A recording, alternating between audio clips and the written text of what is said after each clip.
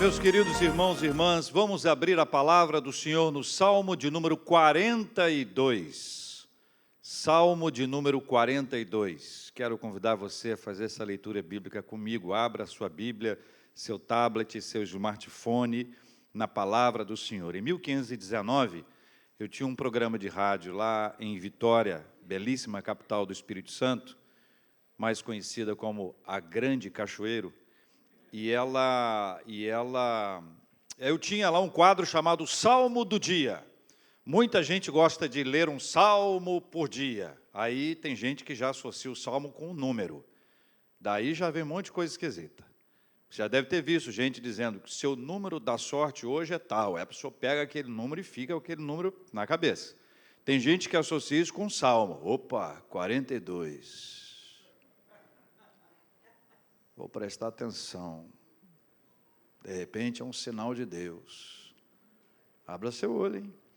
Salmo de número 42, a palavra maravilhosa de Deus, a alma anela por Deus, um salmo didático dos filhos de Corá. Como suspira a corça pelas correntes das águas, assim por ti, ó Deus, suspira a minha alma. A minha alma tem sede de Deus, do Deus vivo. Quando irei e me verei perante a face de Deus? As minhas lágrimas têm sido o meu alimento, dia e noite. Enquanto me dizem continuamente, o teu Deus, onde está? Lembro-me destas coisas e dentro de mim se derrama a alma de como passava eu com a multidão de povo e os guiava em procissão à casa de Deus, entre gritos de alegria e louvor, multidão em festa. Porque estás abatida, ó minha alma? Porque te perturbas dentro de mim? Espere em Deus, pois ainda o louvarei, a Ele meu auxílio e Deus meu. Sinto abatida dentro de mim a minha alma. Lembro-me, portanto, de ti, nas terras do Jordão e no monte Hermon e no outeiro de Mizar. Um abismo chama outro abismo. Ao fragor das tuas catadupas, todas as tuas ondas e vagas passaram sobre mim. Contudo, o Senhor durante o dia me concede a sua misericórdia, e à noite comigo está o seu cântico, uma oração ao Deus da minha vida. Digo a Deus, minha rocha, por que te olvidaste de mim? Por que hei de andar eu lamentando sob a opressão dos meus inimigos? Esmigalham-se-me os ossos quando os meus adversários me insultam, dizendo, o teu Deus, onde está? Por que estás abatida, ó minha alma? Porque te perturbas dentro de mim?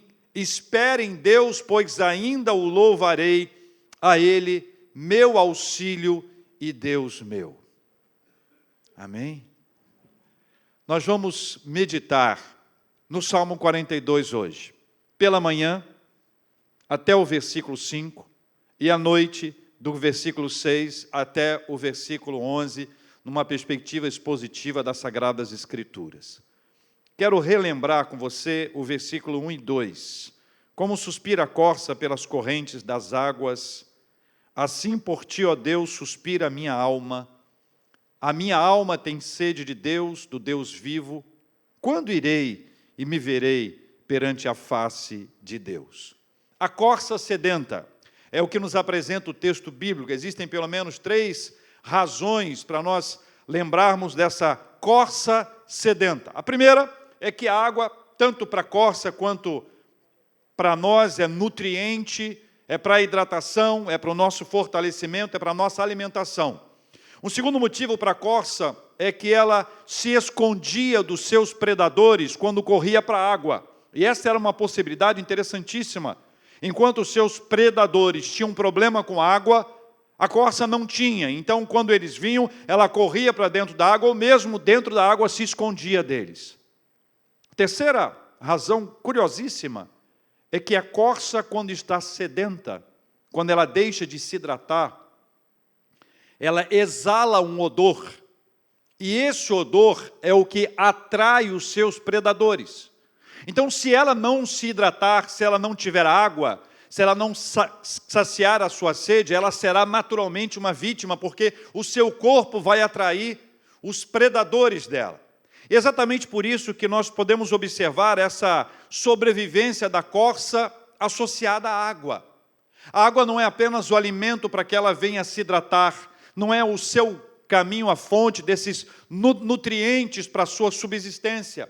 Ela é motivo suficiente para a sua sobrevivência. E aqui está uma analogia da nossa sobrevivência espiritual.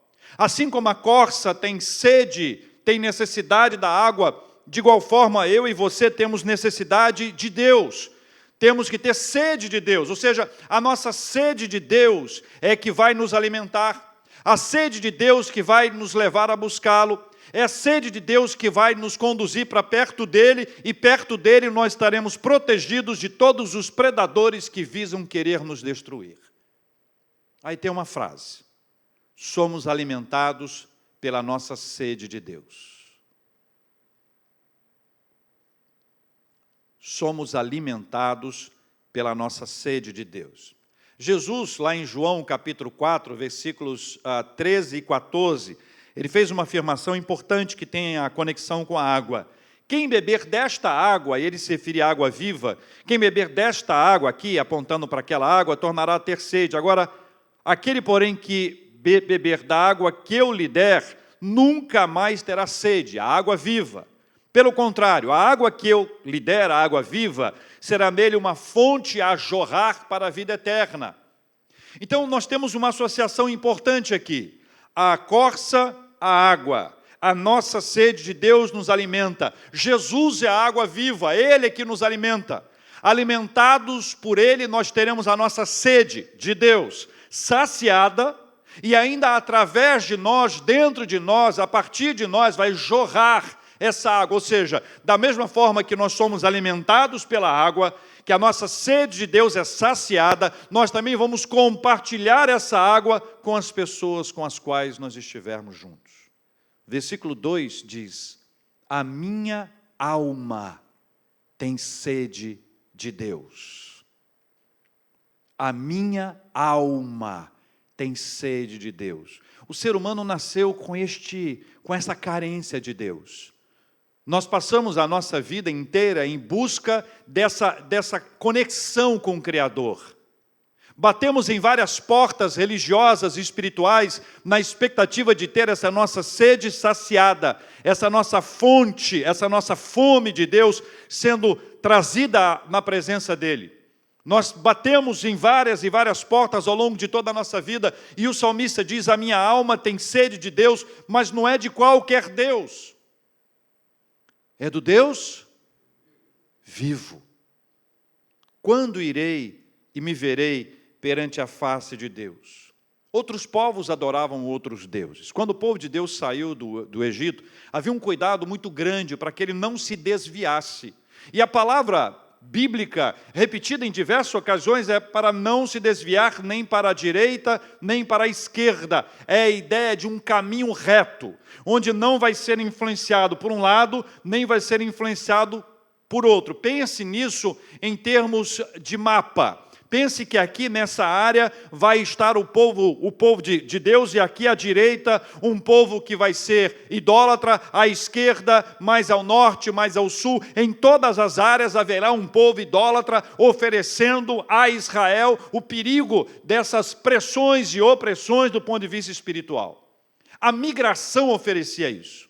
Todas as vezes que o povo migrava, e aqui você tem migrações por vários motivos: cativeiro, exílio, mudança por questões estratégicas, mudança por questões de guerra. Qualquer mudança dessa gerava esse distanciamento.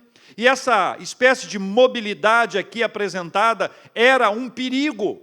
Por quê? Porque havia uma tendência de se adaptar à realidade daquele povo. Então aquele povo tinha uma cultura idólatra, tinha uma cultura de adorar outros deuses, tinha uma cultura que oferecia um perigo grave, grande, para que o povo de Israel pudesse manter-se puro e manter-se limpo.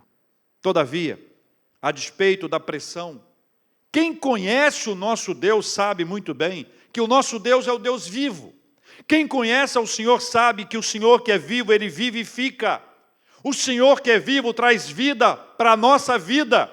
O Senhor enche a nossa vida da sua presença extraordinária. Por maior que seja a pressão de um lado ou de outro, todo aquele que conhece ao Senhor saberá que é uma grande honra servir ao Senhor e não se desviar dele, manterá o nosso coração cheio de vida. E eu estou me referindo à vida espiritual. Amém, meus irmãos? Ninguém além do Senhor faz cessar a nossa sede espiritual. Ninguém além do Senhor faz cessar a nossa sede espiritual. Enquanto buscarmos em caminhos outros que não na presença de Deus, a nossa sede de Deus se manterá. Nós precisamos da presença de Deus para que a nossa sede dele seja saciada. O versículo 3 e 4, os versículos 3 e 4 nos apresentam outro enfoque. Veja comigo. As minhas lágrimas têm sido o meu alimento dia e noite. Olha que frase pesada. Que descrição sofrida. Lágrima, dia e noite. Dia e noite. Tem sido o meu alimento dia e noite, enquanto me dizem continuamente, o teu Deus onde está? A provocação sobre a presença de Deus. E ele diz no versículo 4, lembro-me dessas coisas e dentro de mim se derrama a alma, de como eu passava, ou de como passava eu com a multidão de povo, e os guiava em procissão à casa de Deus, entre gritos de alegria e louvor, multidão em festa. Você pega a última frase, a última parte, multidão em festa, e conecta com a primeira parte, as lágrimas continuamente, parece um assunto desconecto. A sede de Deus nos enche de esperança. Eclesiastes 3, você deve conhecer bem esse texto, é uma espécie de relógio da vida. Eclesiastes 3 é um relógio da vida, ele se mostra como um compasso da nossa existência. Ele marca as épocas numa espécie de visão ampliada das estações da vida. Veja o que diz o texto no capítulo 3 de Eclesiastes, versículos 1 e 4. Tudo tem o seu tempo determinado, e há tempo para todo propósito debaixo do céu. Versículo 4. Existe o tempo de chorar e o tempo de rir. Existe o tempo de prantear e o tempo de saltar de alegria. A vida não é feita somente de sorrisos. A vida não é feita somente de sorrisos. E a expectativa de somente sorrisos pode nos levar a deixar de viver plenamente a vida. Nessa metáfora da dor, ele fala sobre as lágrimas dia e noite. Ele fala sobre um sofrimento intenso, sobre algo que ele não consegue controlar e nem esconder, sobre algo que o acompanha, que de alguma forma o persegue. Essas são dores da vida. Nossa vida não é feita só de sorrisos e de alegria. Nós não somos feitos só de vitória. Nós também enfrentamos dores. Nós também enfrentamos lágrimas. Nós também temos a pressão da vida que nos leva quase ao desespero. É possível que um de nós já tenha passado tempos de agonia, de desesperadamente procurar uma saída e praticamente não enxergá-la. Quero descrever para você uma imagem. Uma pessoa dentro de uma piscina, mergulha e se assenta no fundo, olha para cima, vê a luz, vê a borda, mas não consegue sair. Esse é o estado, essa é a ideia desse estado sofrido, complexo, difícil, que todos nós precisamos enfrentar. Mas o salmista diz que das muitas dores que ele passa, a principal e que se destaca aqui é quando as pessoas dizem para ele que Deus o abandonou. As pessoas dizendo para ele que Deus não estava com ele. Aonde está o teu Deus onde está? E a descrição é essa: olha, você foi abandonado por Deus. Aonde está Deus que não te salva? Aonde está Deus que não te dá o livramento? Aonde está o seu Deus que você afirma crer? Aonde está o seu Deus? Todas essas perguntas não são feitas por ele, são feitas pelas pessoas ao redor daqueles que estavam ali somente para tripudiar da dor da pessoa. Você sabe que tem gente que quando a gente vê a gente ruim, tem prazer em piorar.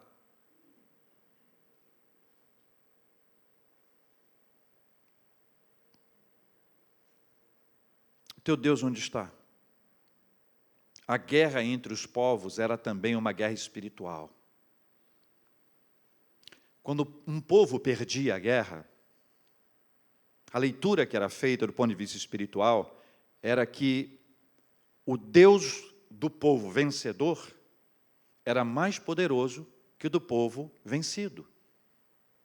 Então, se Israel estava sendo exilado, ou no cativeiro, ou uma derrota cachapante, a ideia era que o outro Deus era mais forte. E daí a pergunta, e daí o questionamento, e daí a pressão que ali estava, a vitória que ali estava sendo estabelecida, era também uma vitória espiritual. Agora, essa suposta ausência de Deus se revelava aí exatamente nesse aspecto, onde as conquistas são perdidas. Só que essa é uma perspectiva equivocada, absolutamente equivocada. Num breve parênteses, a gente lembra do Salmo de número 124, se não for ao Senhor que esteve ao nosso lado, Israel que o diga, se não for ao Senhor. As histórias bíblicas apontam para a presença de Deus no meio do seu povo, dando ao povo de Deus vitória, que o povo de Deus não merecia e nem poderia ter, mas a mão de Deus foi conduzindo o povo de uma maneira poderosa, extraordinária, dando ao povo vitória, ou seja, a vitória estava nas mãos de Deus. Então, todas as vezes que havia uma derrota, dava aos outros povos a impressão de que o povo de Deus estava perdido e que o nosso Deus era fraco. A derrota e o sofrimento são ainda hoje atribuídos a uma espécie de ausência de Deus. A ideia é que se Deus estivesse mesmo conosco, o que aconteceu não teria acontecido. O que nos insere numa perspectiva humana, limitada e resultadista. Humana, limitada e resultadista. A derrota e o sofrimento são ainda hoje atribuídos a essa ausência ou distanciamento, ou afastamento de Deus, mas essa tem uma perspectiva humana, limitada e resultadista. E o problema do resultado como elemento central para atribuir presença ou ausência de Deus é o seu perfil egocentrado. Porque o que define é o que eu acho. O que define é o que eu sinto, e não a soberania de Deus e a vontade dEle para a nossa vida, ou seus propósitos para a nossa existência. Quem já não falou, Romanos 12, a vontade de Deus, ela é... Eu tenho em mente a versão boa, agradável e perfeita. Me ajuda a entender esse processo, porque eu e você sabemos o que é bom. Não sabemos o que é bom? Um bom prato, uma boa viagem. Nós sabemos o que é agradável. Essa água está boa, está muito fria, está muito quente. Sabemos o que é agradável. Agora, perfeição, nós não sabemos o que é isso. Não temos capacidade de estabelecer o que é perfeito ou imperfeito. Por quê? Porque nós somos imperfeitos. Podemos, de alguma forma, dizer aquilo que é bom e agradável para nós, porque é a nossa perspectiva. Este é o problema do nosso olhar, do nosso prisma resultadista.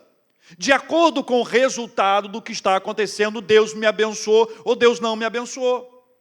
Seja uma conquista pessoal, familiar, profissional, escolar, eclesiástica, em qualquer campo nós temos um olhar equivocado, que é limitado, que é humano.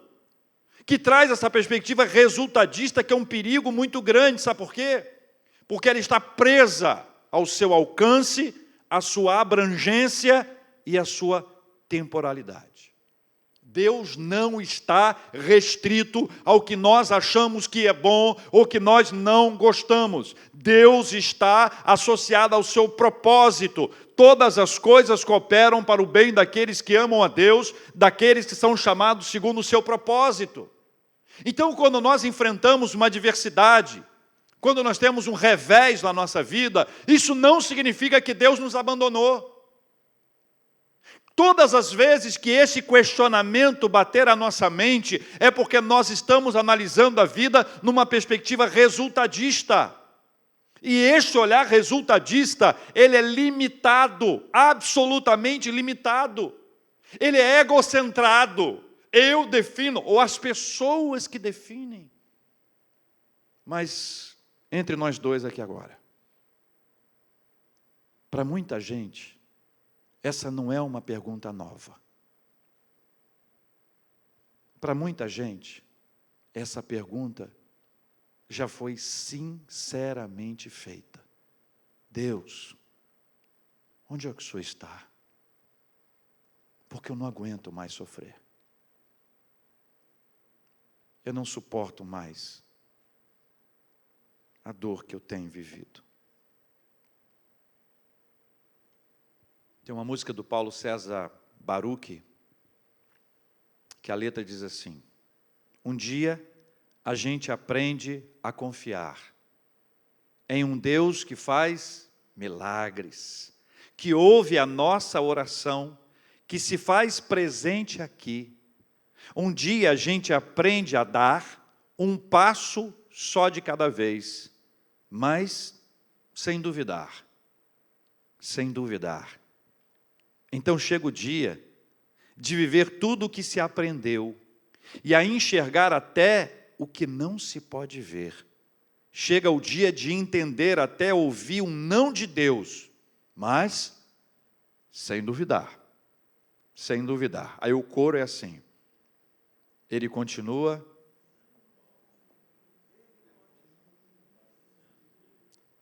Ele continua sendo bom, Ele continua sendo Deus. Deus é o Todo-Poderoso, é o Senhor, o Soberano, o Rei dos Reis. A nossa derrota e o nosso sofrimento não significam a ausência de Deus. E como é que o salmista rebate isso? Como é que ele rebate essa pressão que está ali batendo na porta dele, no coração, na mente dele o tempo inteiro? Lembro-me destas coisas, e dentro de mim se derrama a alma, de como eu passava, ou como passava eu com a multidão de povo, e os guiava em procissão à casa de Deus, entre gritos de alegria e louvor, multidão em festa. Ele traz a lembrança dele, a caminhada extraordinária com o Senhor, o tempo de sorriso, o tempo de alegria, o tempo de celebração, o tempo de festa, não como alguém saudoso, mas como alguém que está vivendo dentro dele essa viva e maravilhosa esperança de estar na presença do Deus Todo-Poderoso. Ah, meus irmãos e minhas irmãs, ele se derrama diante de Deus. Ele se derrama diante de Deus. Na missão pastoral, nós nos encontramos com muitas pessoas em circunstâncias diferentes. E não é incomum que dentro de um ambiente seguro, de um gabinete pastoral, onde o segredo é assegurado, onde o sigilo é assegurado, nós tenhamos um tempo de derramamento diante de Deus. E ali, em meio às lágrimas de um coração quebrantado, de um coração que está sendo tratado pelo Espírito Santo de Deus, nós comecemos a jorrar coisas que nós não conseguimos falar direito com as pessoas. O que o salmista nos lembra é que nós não podemos nos conter diante de Deus, precisamos reaprender que a cura está na presença de Deus. Entenda uma coisa. É muito normal alguém ficar de mal com Deus. Não estou dizendo que é certo, não, mas é normal. Está passando por uma luta, perdeu alguma coisa, está numa situação difícil, está passando por uma enfermidade, um luto, uma luta, é normal. A pessoa fica de mal com Deus. E a primeira coisa que ela faz é parar de conversar com Ele. E quando conversa, só bravo. Igual a gente conversa com as pessoas, com quem a gente está bravo. Aí conversa com Deus bravo. A segunda coisa, a pessoa não lê a Bíblia porque não quer ouvir. É a mesma coisa que a gente está brigado com alguém, a gente não quer ouvir a voz da pessoa. Terceira coisa, a gente não quer encontrar com ela. E a gente associa o encontro com Deus à igreja. Então a gente não vai mais à igreja. Quarta coisa, a gente para de elogiar. Então para de adorar. Quando você está brigado com alguém, você não fica elogiando a pessoa. Está doido para a pessoa, Não, o cabelo está lindo. Miserável. A pessoa não faz isso. Quarta coisa, para de louvar, para de elogiar o Senhor. Deixa de se comprometer. É esse afastamento que há quando nós estamos de mal com alguém. Quando nós temos um problema com alguém. Então é muito normal isso acontecer, mas nós precisamos aprender e reaprender que a cura está na presença de Deus. E que Jesus disse, bem-aventurados que choram, porque eles serão consolados. Então é na presença dEle que nós seremos curados e não longe dEle. Ai, Deus me abandonou, estou passando por eu ficar de mal com Deus e a cura não virá. A ação curativa do Senhor acontece à medida que nós corremos para a presença dEle e na presença dEle nós nos derramamos. E na presença dEle nós recebemos o tempero da esperança. Ah, meus irmãos e minhas irmãs, embora os seus olhos não vejam a restauração, o salmista traz à sua mente as lembranças espirituais e estas lembranças o inserem numa atmosfera inundada de esperança. A esperança, escuta bem, a esperança não vem porque há um sinal de mudança. A esperança não depende de uma sinalização de mudança. A esperança vem apesar de não existir perspectiva humana de mudança. A esperança é espiritual e a esperança espiritual é trazida à nossa vida por meio da presença de Deus. E quando Deus insere dentro de nós a esperança, ainda que o quadro seja caótico, ainda que nós não vejamos absolutamente nada diante dos nossos olhos, nós vamos levantar todos os dias com o nosso coração acreditando que Deus pode, e se for da vontade dEle, isso será feito. Assim move a esperança de Deus dentro de nós. Versículo 5 encerra essa nossa reflexão de hoje. Por que estás abatido, ó minha alma? Por que te perturbas dentro de mim? Espera em Deus, pois ainda o louvarei, a Ele meu auxílio e Deus meu. Tenha uma boa conversa com você. Você precisa de tempo para conversar com você. Fale sobre seu abatimento, fale sobre sua perturbação, fale sobre sua agitação, sua inquietação. Admita suas dores, conversa com você primeiro. Admita as suas dores, admita as suas crises. Peça ajuda às pessoas se precisar. Analise os mares por onde você tem navegado. Encare os problemas de frente, mas com sabedoria e equilíbrio de forma saudável. Precisa de ajuda? Peça. Peça ajuda. Encare os problemas de frente. Não se martirize. Não se autoflagele. Não se agrida. Não se culpe, não responsabilize os outros, não se vitimize. Tudo isso que eu estou dizendo aqui impede o nosso avanço. Tudo isso é como uma barreira para que o abatimento seja deixado para trás. Converse com você, admita, tenha uma boa conversa com você, fale sobre esperança, mas não num sentido filosófico. Em quem você espera?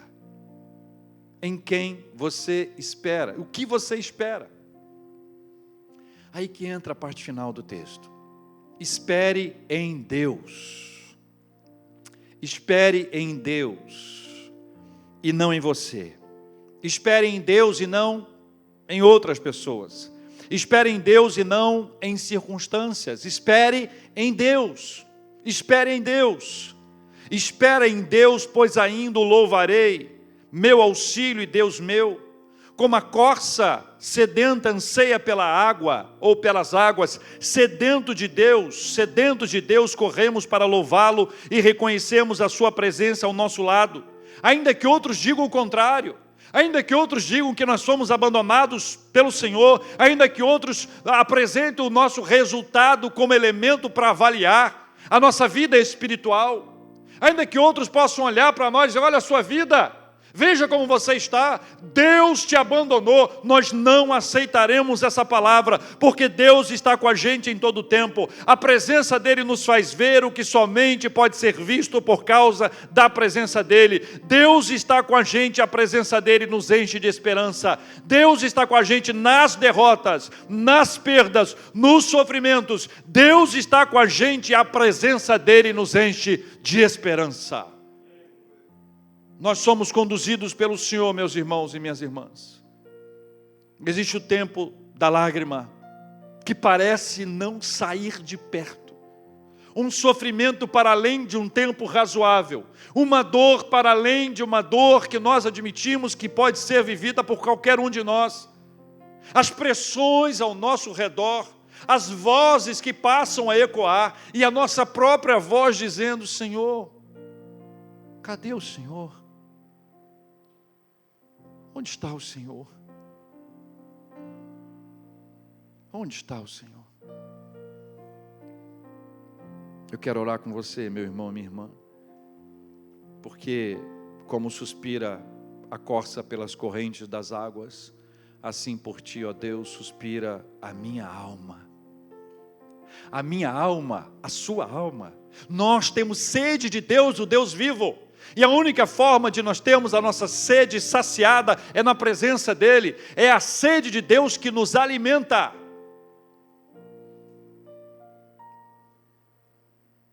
Feche seus olhos, vamos orar. Paizinho, nas mais diferentes épocas do relógio da vida, sabemos que há tempo de chorar e tempo de sorrir. Quando choramos, parece que o choro não cessará mais. O tempo da dor é tão intenso que todo o restante é coberto por uma névoa que nos impede de olhar para a frente e de enxergar um novo tempo na nossa vida. Somente na presença do Senhor é onde nós somos abraçados, acolhidos, tratados. E mesmo que aqueles resultadistas estejam apontando o dedo para nós, ou mesmo nós, ao fazermos uma análise fincada em resultados, podemos ser levados a impressão de que o Senhor não está com a gente. Nós declaramos em nome de Jesus a nossa dependência absoluta do Senhor. Reafirmamos que a nossa alma tem sede do Deus vivo, que nenhuma outra informação poderá ocupar este lugar que é cativo do Senhor na nossa vida. Nenhuma religiosidade, nenhum ativismo, nenhuma espiritualidade, nada que esteja centrado num ser humano, vai trazer para o nosso coração o bálsamo, o alívio, a força, a coragem. Nada será suficiente, a não ser o Deus vivo dentro de nós. Ó Deus Todo-Poderoso e maravilhoso, nós oramos ao Senhor e pedimos, Pai, encha o nosso coração da presença do Senhor nessa hora, que diante de todas as tensões da nossa vida, as fases, as adversidades, os desertos que nós precisamos passar. Que ainda que estejamos vivendo um tempo de profunda dificuldade, nós clamamos ao Senhor em nome de Jesus, que a nossa sede seja saciada pela presença do Deus vivo, e que assim como a corça anseia pela corrente das águas, nós possamos ansiar pela sua presença, e sejamos pelas águas do Senhor, pela água viva, hidratados, nutridos, protegidos e fortalecidos para vencermos todos os embates que todos os dias precisamos enfrentar diante dos predadores da nossa vida espiritual. Oramos já agradecidos, porque quando nós derramamos o nosso coração diante do Senhor, nós somos pelo Senhor alimentados e fortalecidos. E aquilo que nós não estamos vendo, nossos olhos espirituais são abertos. E nós passamos, ainda que no deserto, na fornalha, ainda dentro dessa circunstância, sem que haja uma sinalização humana de mudança, nossos olhos espirituais são abertos e são cheios de esperança. Oramos assim, em nome de Jesus. Amém.